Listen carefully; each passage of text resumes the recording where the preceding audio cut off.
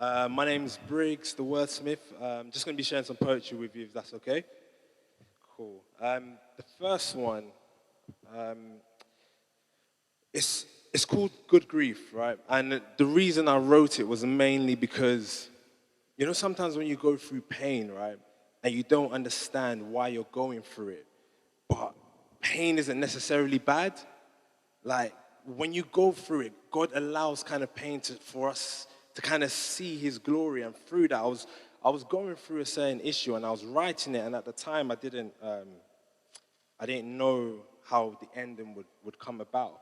But I knew whilst I was in it, like, it's meant to be. I'm meant to have this pain.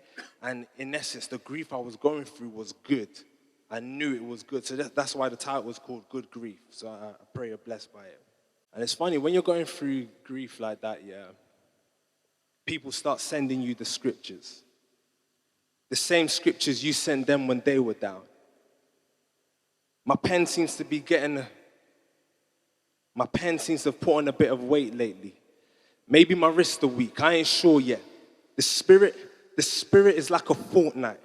The spirit is willing, but the flesh is like a fortnight. It's too weak. 2 weeks I've been experiencing this grief.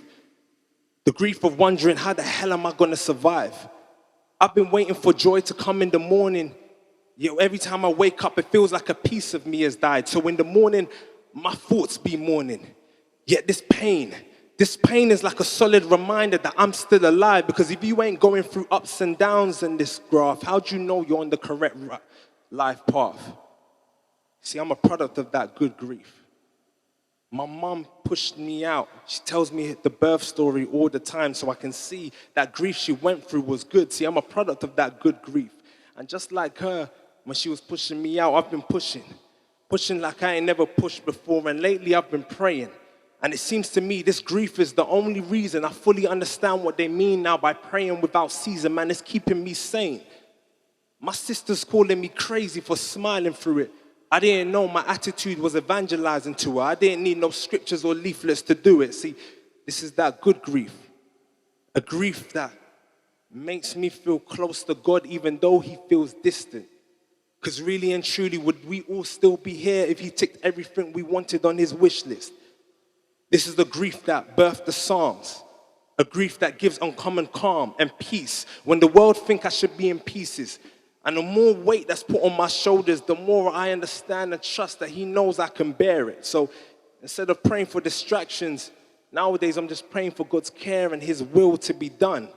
I don't know about you, lately I'm finding beauty in the problems, like the death of a friend can make you realize you had a true friend all along. The rejection of a job can make you and force you into your own career path, and where finding a cancer on the left side of your breast can make you pick up the breastplate of righteousness. I'm talking that good grief. A good pain and a good source where this grief comes from. Finding beauty in these problems. And Lord, help me to remember that every time I'm feeling the pain and this grief takes its toll, help me to remember that you paid the ultimate price for me. Allowing the Father's will to be done on your life. Like, who am I that you are worthy of me? And the only reason I can feel this pain is because you took the original grief, which at the time was terrible, but now I look back on it, it's good. Help me to remember that the only reason I can feel this pain is because of you. And for that reason, every time I mourn, I know my mourning will be bright because of the sun. And every time I feel grief, I know it's good because of you. Thank you.